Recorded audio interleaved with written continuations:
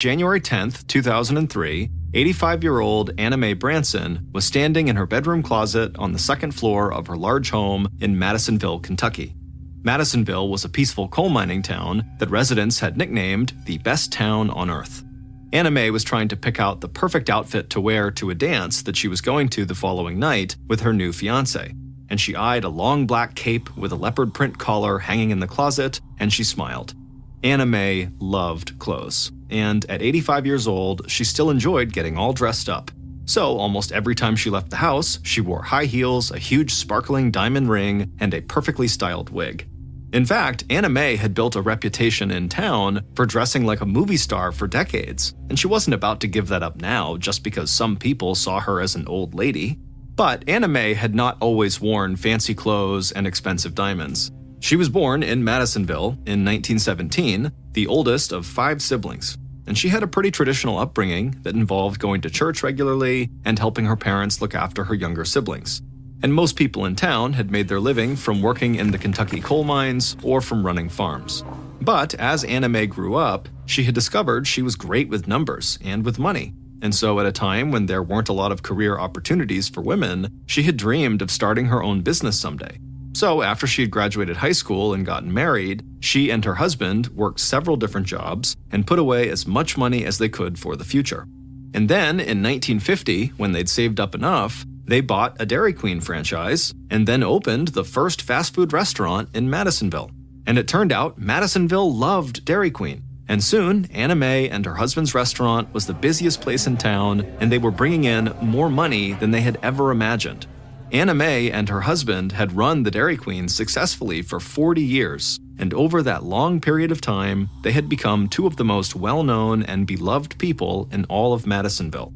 But then, in 1994, Anna Mae's husband passed away, and she didn't want to run the restaurant without him, so she had sold the Dairy Queen and walked away a millionaire.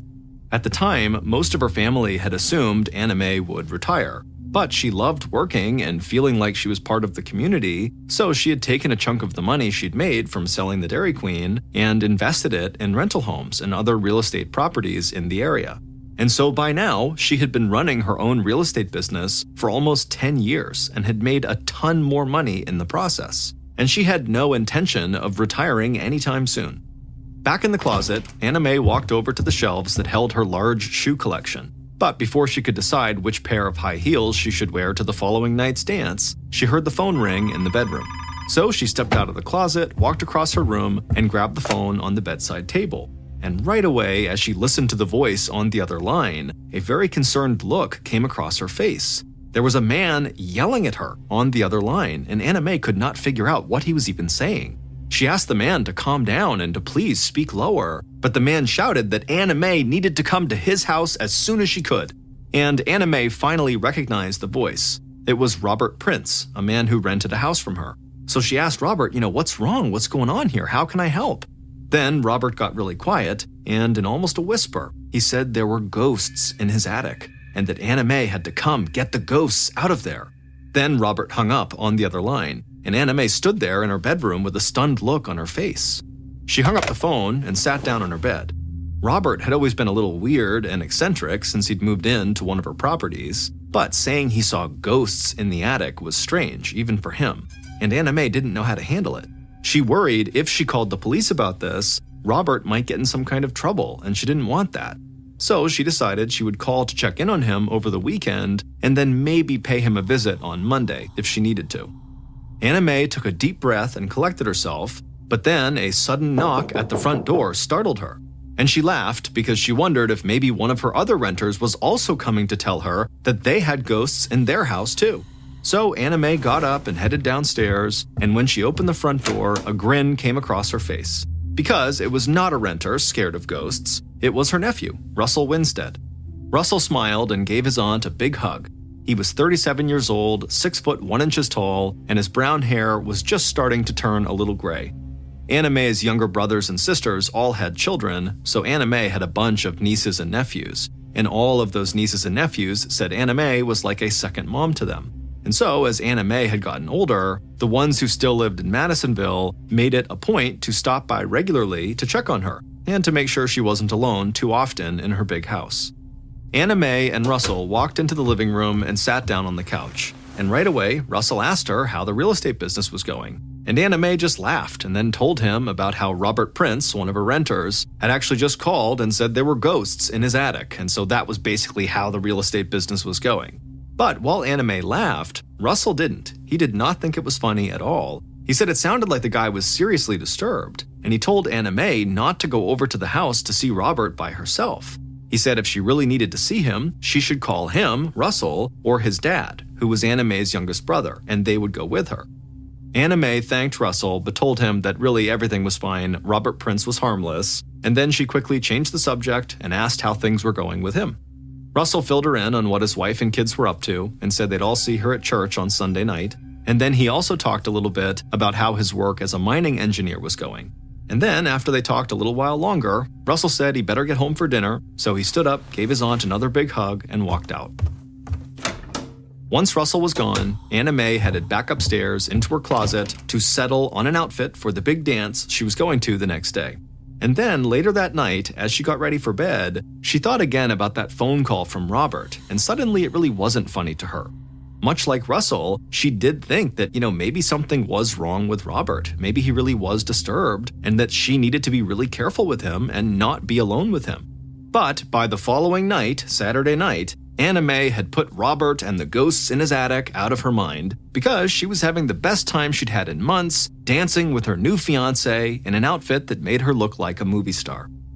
The next day, on Sunday, January 12th, so 2 days after Anna Mae got that call about ghosts from Robert Prince, she was attending evening services at the church that was right across the street from her house. And at around 7 p.m., the service ended, and Anna Mae went to the lobby to say hi to some of her friends. And as she was there, her nephew Russell, who had visited her a couple days earlier, along with his wife and their kids, came over to talk to her for a bit. A little while later, Anna Mae said goodnight to everyone, stepped outside, and walked across the street to her house. She was wearing a sweater, her diamond ring, and one of her capes. When she got home, Anna Mae walked through the living room and back to the kitchen. She took off her cape and draped it over a kitchen chair. Then she made herself some soup and sat down to eat. But at 7:15 p.m., a few minutes after she'd begun eating, there was a loud knock at the front door. Now, visitors often stopped by to see Anna Mae after church, so she didn't think anything out of the ordinary was going on. So she walked to the front of the house, she opened the door, smiled, and said hello to the visitor standing there. Then the visitor stepped inside, but Anna Mae didn't notice that they were hiding something behind their back. The visitor then took a deep breath and then told Anna Mae that they really needed her help, big time. But after hearing what they wanted, Anna Mae shook her head and said she would not do what the visitor was asking her to do. And then suddenly, the visitor's face turned red and they started shouting at Anna Mae. A look of fear crossed Anna Mae's face and she took a few steps back, but the visitor moved in closer to her, shouting even louder and showing her what they had hiding behind their back. It was a 2-foot, 1/2-inch metal breaker bar, which is like a large socket wrench used to tighten or loosen rusted bolts. The visitor held the breaker bar above their head, and Anna Mae screamed. She held up her hands and tried to get the visitor to calm down, but they just kept on shouting. So Anna Mae finally turned around and moved as fast as she could through the living room, and then she rushed down a long hallway to a door that led into the basement. Anna Mae reached out, and the doorknob rattled in her shaking hands, but she flung the door open, slammed it behind her, and started down the stairs into the basement away from this person. But when she reached the bottom, she heard the door to the basement open again, and she turned back, looked up the stairs, and saw standing there was this person, breaker bar in hand over their head, and a second later they were charging down the stairs after her. At around 11:30 a.m. on the following morning, Anna Mae's new fiancé stepped out of his car and walked up to the front door of Anna Mae's house. He was there to pick her up for a lunch date they had planned. Anna Mae's fiancé was a retired doctor in his late 80s, and he never thought he would get married again so late in life. But when he had met Anna Mae, he'd fallen in love with her right away, and so he decided he wanted to spend whatever time he had left with her, and he had proposed, and Anna Mae had said yes. The fiancé knocked on the door and waited, but Anna Mae didn't answer, so he knocked again, and then he rang the doorbell. But still, there was nothing. So he leaned in close to the door to try to hear if there was any movement inside, but the house was quiet. And when a couple more minutes had passed with still no Anna Mae, he really started to worry. So he walked away from the house and went across the street to the church.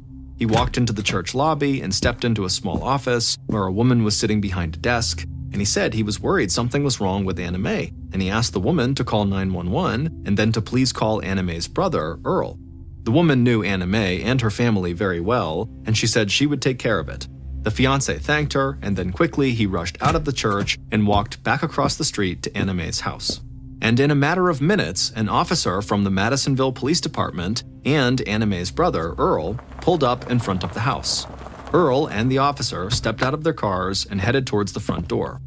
Earl was 67 years old, 18 years younger than his sister, and like his son Russell, he had made it a habit to check on Anna Mae whenever he could.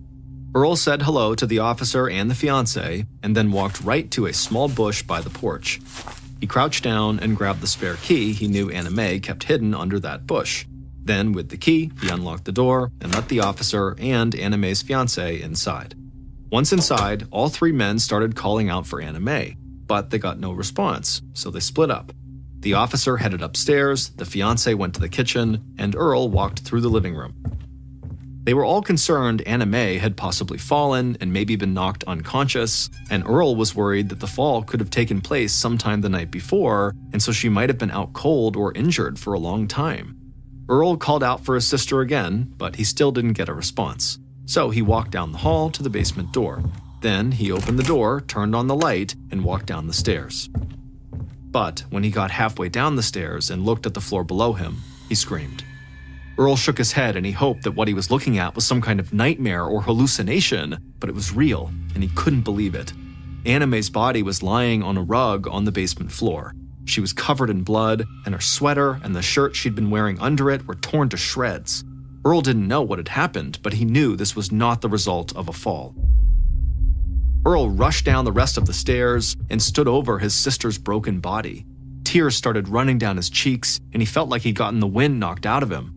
Anna Mae had been about 18 when Earl was born, and she had always been protective of her youngest brother.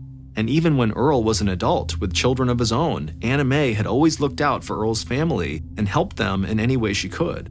In the basement, Earl heard footsteps on the stairs. He looked up and saw Anna Mae's fiancé and the police officer, and when the fiancé saw Anna Mae on the floor, he broke down in tears just like Earl. But the police officer just stood there in shock. It had been 20 years since the last major homicide case had happened in Madisonville, and that was a long time before he and a lot of people on Madisonville's small police force had started their careers in law enforcement. The officer quickly called into the police station for backup, and he contacted the county sheriff's department. But he was pretty sure that even the county officers had not seen anything like this before.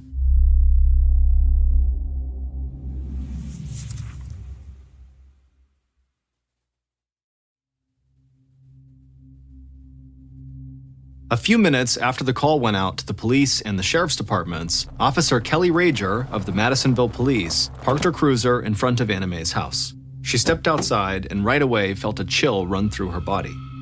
Winter temperatures had dropped below 40 degrees Fahrenheit, but it wasn't the weather Rager was feeling. She was shaken because she knew the woman who had lived in this large two-story house. Officer Rager's mom and Anna Mae had been friends for years, and like so many people in Madisonville, Rager had looked up to Anna Mae, and she thought Anna Mae was an inspiration to people, and especially to women who wanted to pursue a career that some others thought women had no business doing.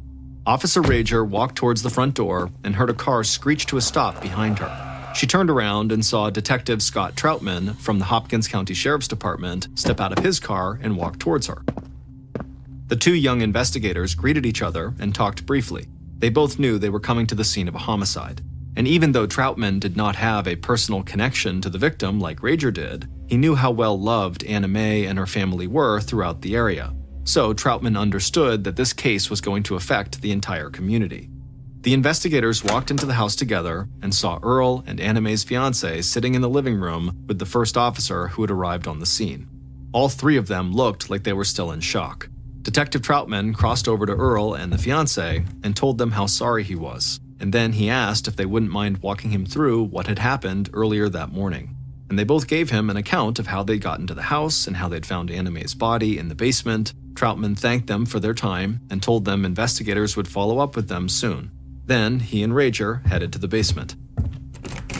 Anna Mae had converted the basement almost into a small apartment. There was a living room with a comfortable couch, a bathroom with a shower in it, a washer and a dryer, and a small refrigerator and freezer. And when the investigators stepped into that basement, they saw Anna Mae lying face down on a rug in front of the couch. But something immediately stood out to both of them. There was a pool of blood around Anna Mae's body, but other than that, the basement looked totally clean. There was no blood spatter on the walls, the floor, or the stairs. The investigators knew they would have to do a thorough search of the basement, but at first glance, it looked like whoever had killed Anna Mae had taken the time to wipe down the entire crime scene. Detective Troutman did a walkthrough of the basement while Officer Rager crouched down on the floor next to Anna Mae's body to look more closely at the wounds. It was hard for her to concentrate because she couldn't understand how any human being could do something like this to a defenseless 85-year-old woman. But she took a deep breath and tried to leave her personal feelings aside and focused on finding evidence. And one of the first things she noticed was that Anna Mae was still wearing her large, expensive diamond ring.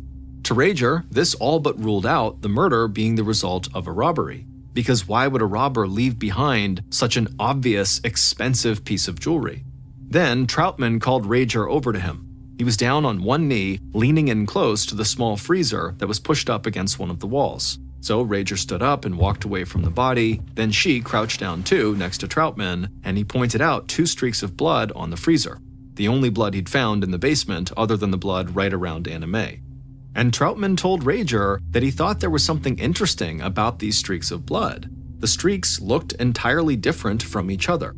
Troutman was not a blood spatter expert, but his first thought was that the 2 patterns had been made by 2 different weapons. And the idea that the killer took the time to use 2 separate weapons made him think they must have really wanted to inflict as much pain as possible, or that they had had a mental break and had gone into some kind of frenzied attack. And then, not long after the discovery of these unique blood streaks on the freezer, forensics experts from the county arrived, and they confirmed Troutman's hunch. They said 2 weapons had been used in the attack on Anna Mae. And they also confirmed that someone had cleaned the crime scene, but must have just missed the marks on the freezer. And so while the forensics team did a thorough investigation of the basement and the body, Troutman and Rager went outside and interviewed neighbors to find out if anybody had seen anything out of the ordinary that morning or the night before. But the only information they got was that one neighbor thought she might have seen a truck parked in front of Anna Mae's house on Sunday night, but she couldn't remember the make and model of the truck, so by the time the investigators left the scene later that day, they really did not have much to go on. They considered the possibility that Anna Mae's fiancé might have committed the murder because the violence of the attack could indicate a crime of passion. But her fiancé was an old man who was not in the best health, and they had a hard time believing he had the strength to carry out the kind of attack that had taken place in the basement. So they knew they had to start looking for other potential suspects. So later that evening, several hours after the 911 call, investigators met with different members of Anna Mae's family, and several family members said they knew who police needed to talk to. Robert Prince, the man who rented a house from Anna Mae and recently claimed there were ghosts in his attic that Anna Mae was responsible for. With information about Robert Prince coming from Anna Mae's family, investigators focused their attention on him. And as they dug into his past, he quickly became their primary suspect. Police discovered that multiple people had filed assault charges against Robert, and some people who knew him said he had violent tendencies. It also turned out that Robert drove a truck that could fit the description of the truck Anna Mae's neighbor had claimed to have seen outside of her house on the night of the murder. And then investigators got a piece of bizarre news that made Robert look even more guilty. One of Anna Mae's nieces told police that on the afternoon of January 12th, just a few hours before Anna Mae was believed to have been murdered, Robert Prince had come to the niece's house. And when she had opened the door, he was holding a DVD player, and he said he had to sell the DVD player because he needed some fast cash so he could get out of town. The niece was not interested in buying this DVD player, and so she had sent Robert away, and she hadn't really thought much about it. But when she learned he was a suspect in her aunt's murder case, she wished she had said something to the police right after Robert had showed up at her door. So at this point, investigators believed they had more than enough to bring Robert in for questioning and to get a search warrant for his house. Now, the initial search of Robert's house did not turn up any evidence linking him to the murder, but investigators still saw him as their primary suspect. And so, a couple of days after the murder, Robert arrived at the police station for questioning. And from the moment he walked inside, he was on edge. He talked almost nonstop as he followed an officer into a small interrogation room where Detective Troutman was waiting. In the interrogation room, Robert sat down at a wooden table across from Troutman, and right away, Robert's eyes began darting left and right, left and right. Robert had long brown hair and a large, thick beard. But what stood out to Troutman immediately was that Robert's right arm was in a sling. Troutman sat quietly for a minute and watched Robert shifting in his chair and looking over his shoulder. Then Troutman asked Robert if he was right or left-handed, and Robert said he was right-handed. Troutman did not let his face give anything away, but he wondered if maybe Robert had injured his right arm while attacking Anna Mae, and that was why it was in a sling. Then Troutman leaned in and asked Robert about his past assault charges, but Robert got really angry and said he would not talk about any of them. So, in a calm voice, Troutman said that was fine, and he did his best to get Robert to relax. And then he asked Robert to talk about where he had been on the day Anna Mae had been killed. Robert shifted some more in his chair and then started tapping his left hand on the table. Troutman just kept looking at him, patiently waiting for him to respond. And finally, Robert did. He said he had been traveling to Tennessee that day, so he'd been out of the state. Troutman nodded and then asked if Robert had any proof of this trip. Robert tapped on the table even louder and looked around the room some more. Then he faced Troutman and he said he'd stopped at a convenience store in a small town in Tennessee and that someone from that store might remember him. Troutman knew Robert was acting very strange and suspicious, but the detective was not ready to totally condemn the man just because of odd behavior in an interrogation room, a place where lots of people, guilty and innocent, can act very strange. Troutman knew it would take some time, but he was confident he could track down that convenience store Robert had mentioned in Tennessee and find out if anyone had seen Robert there on the day of Anna Mae's murder.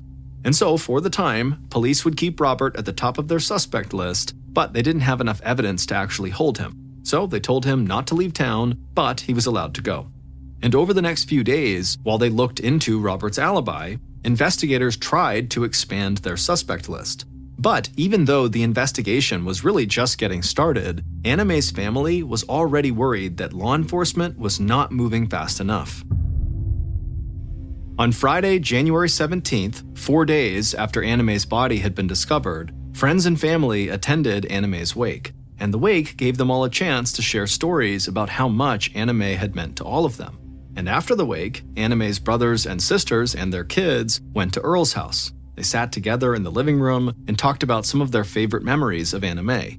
None of them could believe what had happened. And even though she had been 85 years old, they talked about how they'd always thought she would just live forever. And she had been so full of life and energy that they couldn't imagine what their family and what the town would be like without her. But as much as they wanted to focus on Anna Mae's life, they couldn't help but start to talk about the murder investigation. Many of them believed Robert Prince was the most logical suspect. But talking about Robert led to a discussion of all the other people who rented homes and properties from Anna Mae, and they started to wonder if the killer could just be anyone who might have gotten behind on rental payments. And if the list of suspects really was that long, the family worried that the local police and sheriff's department were not up to the task in front of them. And over the course of the week, no new information came in, and police still didn't have any evidence that would actually link Robert to the murder. So Anna Mae's family started to fear that maybe they had been right about the police, and they hated the idea that Anna Mae's killer was still walking free. And so some members of Anna Mae's family started to voice their opinions publicly, and soon the rest of the town joined them in putting pressure on investigators to solve this case. After all, a place that called itself the best town on earth, like Madisonville, couldn't have the brutal murder of one of its most prominent citizens just hanging over it. And things only got worse for investigators when wild rumors started to spread that there was a serial killer roaming the streets of Madisonville and that anyone could be their next victim and anyone could be the killer. Detective Troutman, Officer Rager, and the rest of the investigative team felt the tension growing in town. They'd only been working the case for about a week, but they were already getting loads of calls from residents day in and day out. Some of the calls were from people who thought they might have information that could help. But a lot of the other calls were just people demanding to know what police were doing to solve the murder and to make their town safe again. And so, as they tried to push the investigation forward and keep the town residents calm, Detective Troutman and Officer Rager both began to have a thought that they couldn't shake.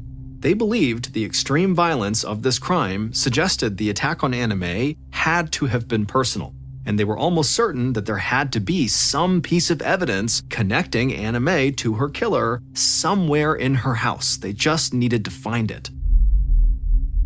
In late January, so over a week after the murder, Officer Rager returned to Anna Mae's house. The investigative team and forensics experts had searched the entire house and had combed the basement for evidence multiple times, but Rager believed there was a chance they had overlooked something in the large house. So she stepped inside, walked through the living room, and headed upstairs. And even though the house was still filled with all of Anna Mae's belongings, it felt cold and empty. On the second floor of the house, she walked down a hall towards Anna Mae's bedroom, and as she moved, the hardwood floors creaked under her feet. Then she stepped into the bedroom and went into the closet. She smiled when she saw all of Anna Mae's eccentric and luxurious clothes and shoes, but nothing else inside the closet stood out to her, so she stepped back into the bedroom and walked over to a small wooden desk in the corner. The desk had stationery, pens, and a few papers on it, but nothing that looked like it could help. Then Rager opened a desk drawer, and it was filled with loose papers and a book that looked like a journal. She pulled out the book, flipped it open, and immediately a look came across her face like she had just discovered buried treasure.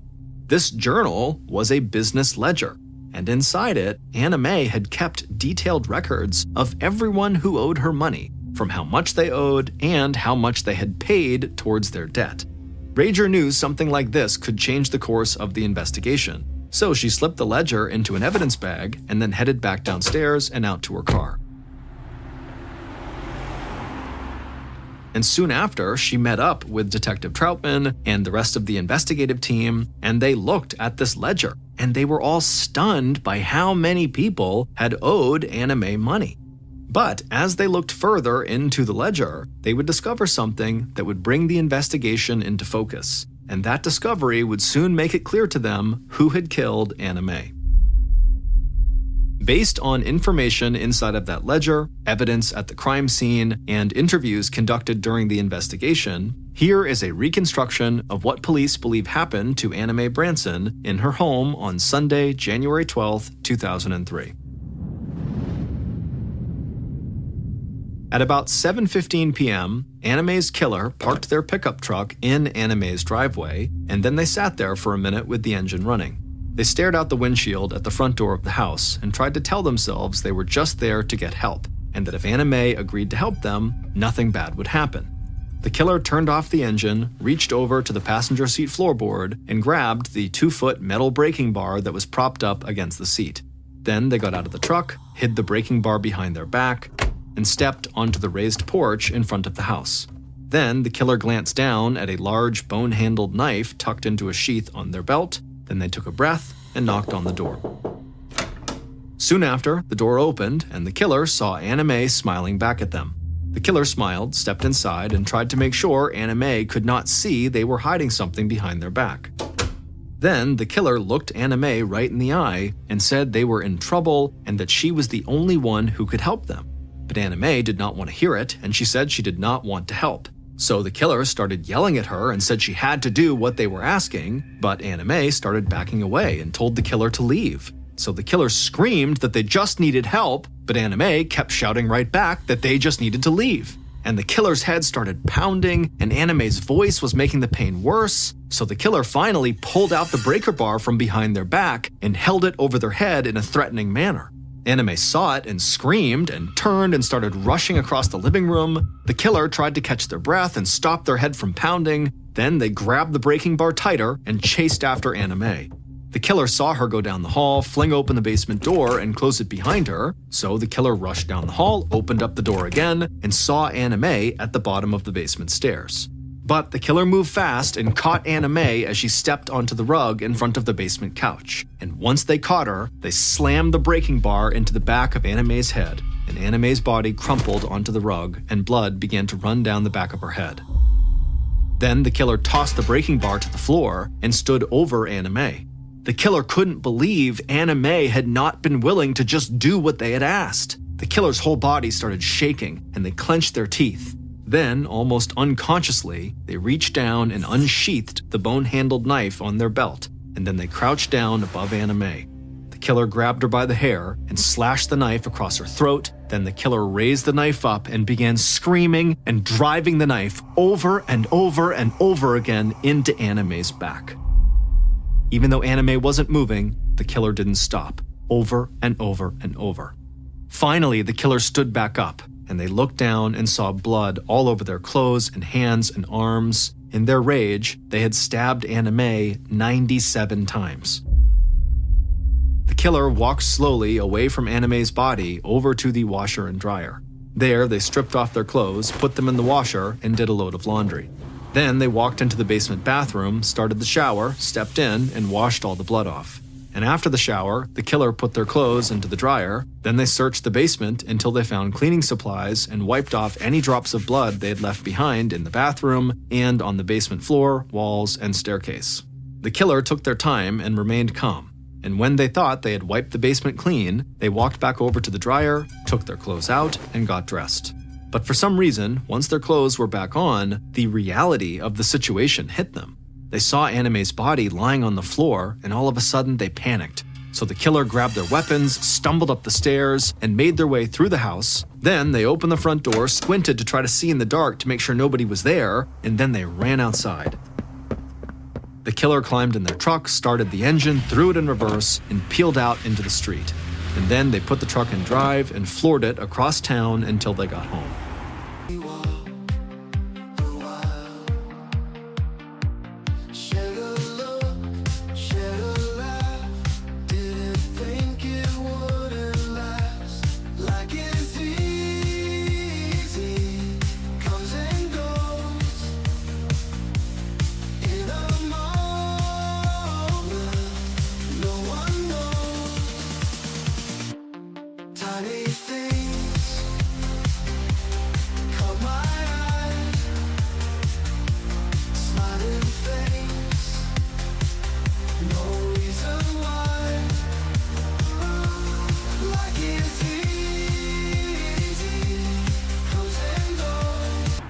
And at 9:15 p.m., 2 hours after the killer had gone to Anna Mae's house, the killer walked back into their own home and tried to act like nothing had happened and just sat down casually on the couch.